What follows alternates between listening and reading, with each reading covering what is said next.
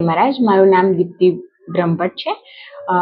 અમારી શાળામાં Shri સંતામ English medium સ્કૂલમાં 2019થી અમે રથયાત્રાનું આયોજન કરીએ છીએ, જેમાં અમદાવાદમાં જેવી રીતે ભગવાન જગન્નાથજી, સુભદ્રાજી અને બલરામ ભગવાનને રથમાં બિરાજમાન કરીને જે રીતે એમની શોભાયાત્રા નગરમાં નીકળે છે, એ જ રીતે અને જે સ્થળે સ્ટોપ લે છે એવા અમે અહીંયા પ્રદર્શન ઊભા કર્યા છે, અને જેથી કરીને બાળકો એનાથી માહિતગાર થાય અને એની જાણકારી મેળવે.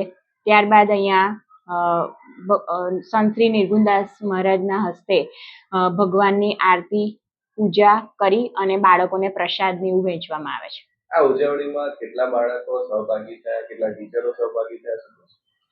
આ ઉજવણીમાં 600 જેટલા બાળકો એ ભાગ લીધો અને શિક્ષકો પણ દરેક શિક્ષકોએ એમાં ભાગ લીધો છે, અને આ બધી જ તૈયારીઓ અમારા શાળાના શિક્ષકોએ જ કરી છે.